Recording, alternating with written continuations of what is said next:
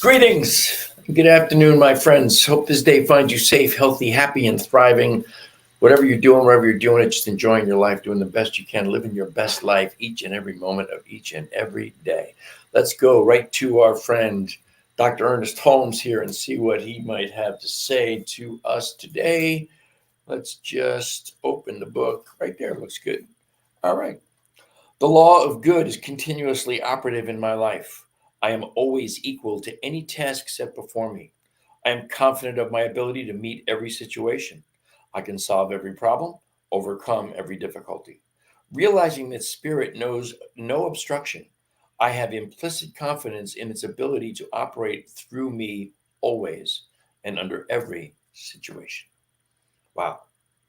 Spirit always operating through us in every situation and giving us the ability, the resilience, the whatever it is that we need to deal with every situation, every experience. We have to embrace that. We have to know that. We can't deny that. If we deny that, then that definitely will not be our experience. It's that simple. Good afternoon, folks that are out there. I can see that you're watching the show. I can see you're watching from my Facebook page, it looks like, or maybe, my Facebook page. If you want to make a comment, ask a question, please do that. I think I see that here in my StreamYard chat. If not, you could go to the New Thought Media Network page and you'll find a way to chat there. Anyway, this is the New Thought Media Network. I'm Ken Ludwig, and you're watching Vibrant Living. I put out there today that I've always questioned purpose. Not always, maybe just since sobriety, which is coming up on 36 years. What is my purpose? And I've had at different times, I think I've said many times on the show, I think purpose is a moving target. I think it's your purpose varies day to day, month to month, year to year, whatever it is, whatever you're involved in, whatever you're doing. I think your purpose kind of shifts. But do you have an overall purpose? And that has always been kind of a question for me. Is there an overall purpose? Do I have an overall raison d'etre? Do I have a reason to be here? Is it something that I can put my finger on? Or is it something that is just a question of living the best life I can, being a kind, compassionate, loving human being? Or is there just something significant? And so some of you know the story, okay? I moved from New York, where I was born and raised, in 1975, just before I turned 25 years old. I moved to Colorado. I lived in Colorado for 46 years, and in 2021, my beloved Lisa and I, we moved here to North Carolina. We spent a year with her sister in Raleigh while we were trying to find a place to live, which was just an unbelievable amount of, it was an ordeal, let's put it that way. And almost exactly a year to the day from the time we moved from Colorado, we moved into the house we bought here in a little town called Mocksville, North Carolina, in Davie County. Very conservative, very Christian county. Not, from those perspectives, not necessarily what we were looking for. We knew we were coming to the Bible Belt. Some people refer to this as the buckle of the Bible Belt.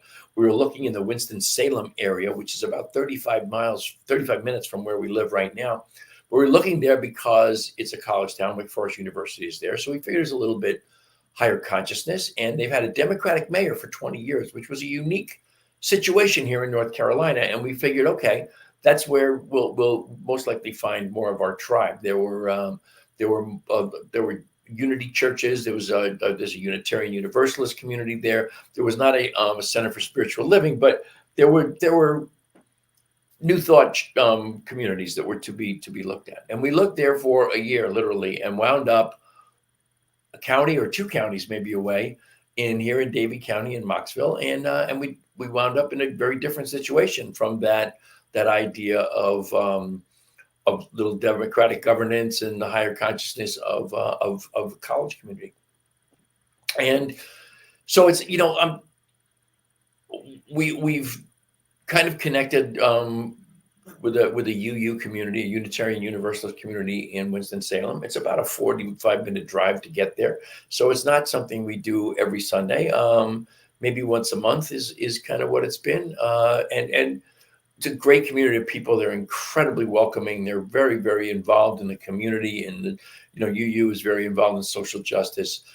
We miss a little bit of the spiritual piece, if you will. They don't talk about prayer at all. and rarely ever do you hear mention of spirit or God or an overarching creative intelligence. It's just not part of what they talk about. But they're a great community of people. They really are.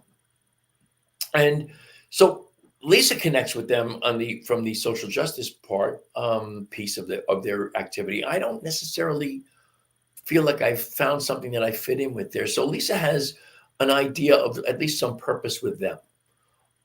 Me, not so much. That's just a little background stuff. Okay, so this past Sunday, we are in Lowe's. We went to Lowe's to look at some plants for our yard and to see what they had, see what the selection was, see if we wanted to choose some stuff to plant in our yard. We walk into Lowe's, and the first stop, we just come from breakfast, and we both had some coffee. So the first stop at Lowe's was stop and empty the tank. Okay, so we're on our way to the restrooms, and there is this couple with two dogs, and one of these dogs is the cutest little animal I have ever seen in my life. Just multicolored, white, black, brown, tan, just cute, longish hair, not really long hair, but longish hair. And he was a little guy. He was little longish. And as we walked past these people, I said, "What kind of dog is that?" Turned out it was a rescue dog, and it was part corgi, which was kind of obvious actually. It was part corgi. Corgis do nothing for me. I've never really thought it was a very attractive breed. I just don't like them really. But this guy is like I said, one of the cutest things I've ever seen. Now her husband looks at me, and I'm wearing a shirt that says it's a black. It's actually a bamboo material shirt. Across the top it says peace, and then it says pox, and then it's got like 6 different languages. I'm not even sure what they all are. One is Arabic, I'm for sure. One is Hebrew. I think one is Cyrillic, but there's different words for peace in different languages, in different scripts. And the guy says, "I love your shirt." The next thing you know, we're talking. And he and I are having a conversation. And Lisa and his wife, Tracy, his name is Mark, her name is Tracy. Lisa and Tracy are having a conversation over to my left. And Mark and I are talking. And next thing, we're like chatting for half an hour. And turns out these people he was a pastor at one point for several years. And his journey took him kind of into more of the space of meditation and kind of a universal kind of attitude, a little bit less of the exceptionalism and exclusionary attitude of Christianity. And he kind of found himself in different situations being shunned. People were starting rumors about him. He told me a story about having a workshop with where a friend of his did kind of dream work, and they were examining people's dreams. And people started rumors about him being a witch. He was a member of a Wiccan coven, and he was I can't remember the other thing there was about it. But the bottom line was they started a bunch of rumors about him, and kind of got him and his then wife and kids shunned. So fast forward to this conversation that we're having, and we exchange phone numbers. We decide we will be in touch, and Monday, I get a text message from Mark, and I respond. Bottom line is, yesterday, Wednesday morning, we met for coffee, and we spent 2 hours over coffee.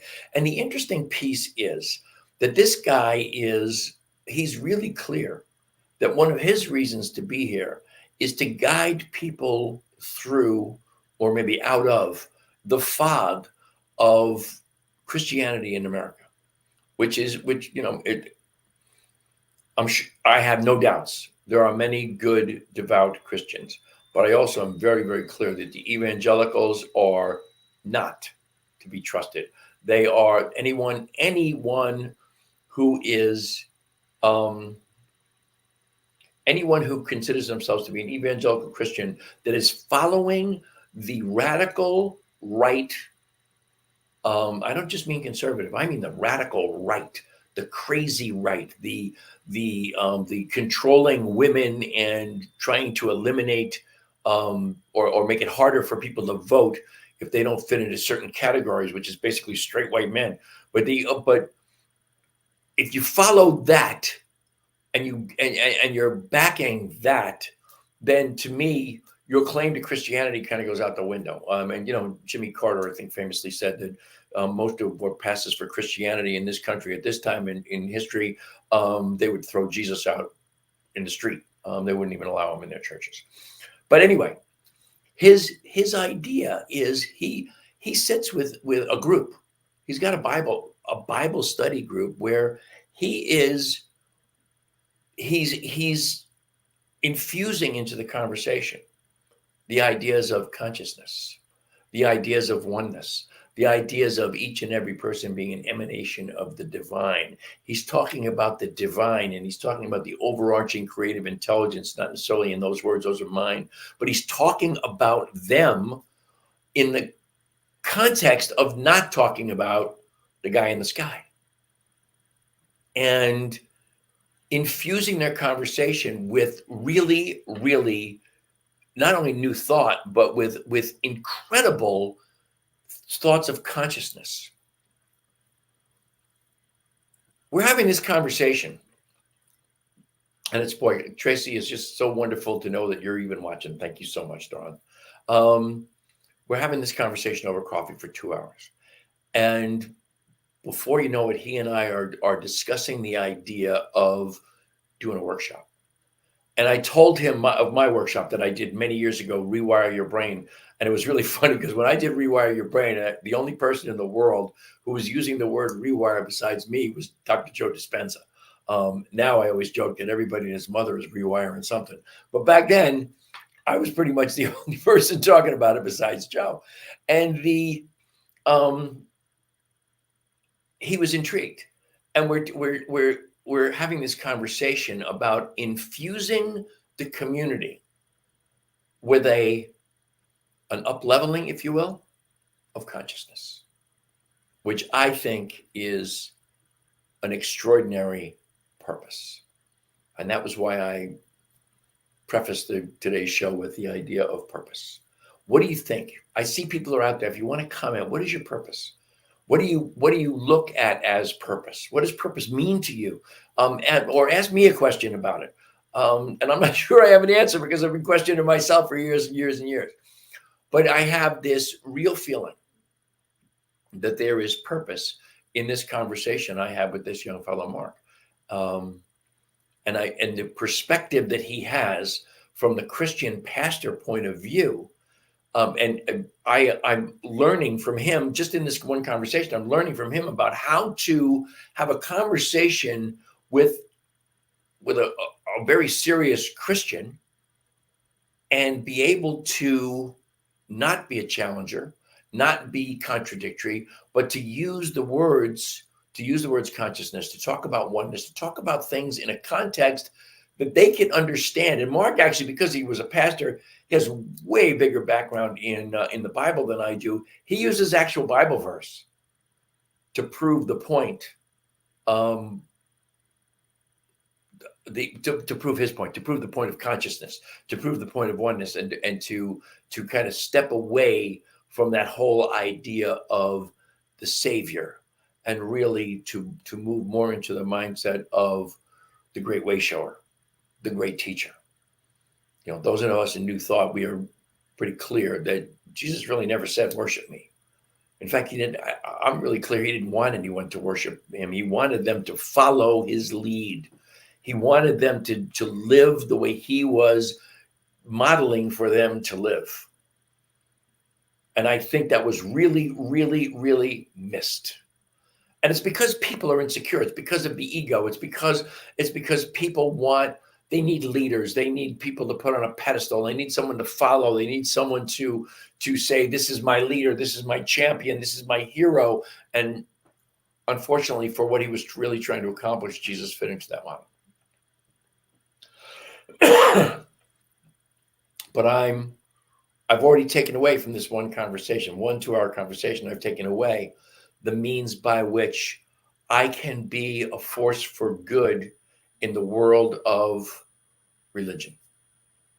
And to maybe help people, guide people to a different attitude, to a different consciousness about religion. and I'm excited. And when I came home and told my beloved Lisa about our conversation, she was excited because it really is an opportunity for a new focus, a new purpose. And maybe this is the reason why I didn't wind up in Winston-Salem, why I wound up in a very, very heavily conservative Christian area, where, quite honestly, I mean, it's not my tribe, so to speak, although your tribe is really, your community is what you make of it. Before Lisa and I left Colorado, a good friend of mine said, you're leaving this enormous community at Mile High Church, but the community is something that you and Lisa built.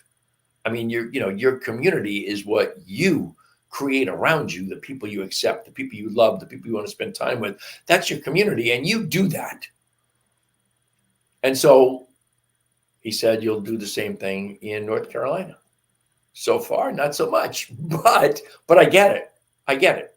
And you have to, I think what you do is you plant seeds.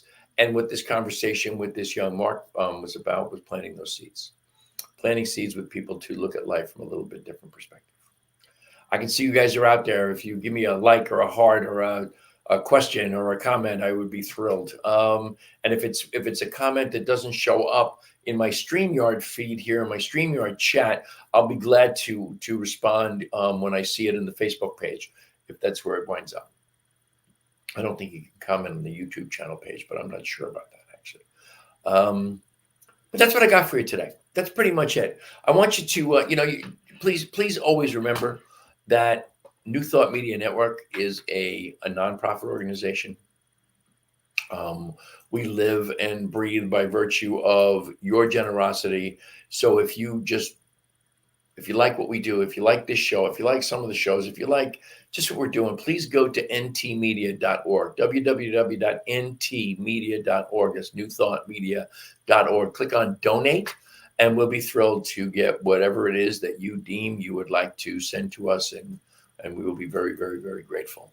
If you want to find me, you can find me on my Facebook page. My beloved Lisa and I have a branded Facebook page called Vibrant Aging that goes hand in hand with this show, Vibrant Living. If you want to send me an email, teamrockitnow@gmail.com. Please always remember that this show is brought to you by HempWorks. HempWorks is the single largest direct-to-consumer distributor of CBD and hemp-infused products in the world. We are the #1 hemp brand, CBD brand in the world. And I got news for you. We got the CBD oil. We have our amazing coffee, 5 grams of CBD and chaga mushroom in there, lots of stuff for your health. But here's what I want you to know. Today is the 18th of April, 2024. In 2 days is 420, the big celebration of the cannabis plant. We have always an enormous sale at HempWorks. Enormous. Usually it's a 2-for-1 sale. And stuff, the most popular items, they're going to announce the beginning of the sale probably tomorrow night, Friday night, 4/19 at midnight. So go into 420 already loaded for bear.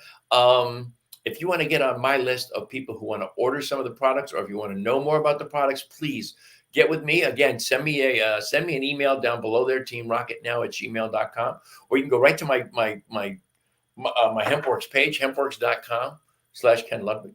I'll be glad to help you with anything that I possibly can to get you into the sale and get you some of the most amazing products in the world. It's literally the cleanest, purest, most potent CBD products in the world, and the reason is because of how it's processed and the fact that we do total third-party validation of our concentrations, of our purity, of our farming methods. So everything from seed to oil, we absolutely keep track of what's what and who's doing what with what. So anyway, that's it for me today. As always, I'm immensely grateful for the great gift of your time and your attention. I wish you all the love and all the blessings that the universe has to offer. I hope you will join me next week and every Thursday at 2:00 Mountain Time, 4:00 Eastern Time. But until then, my friends, namaste.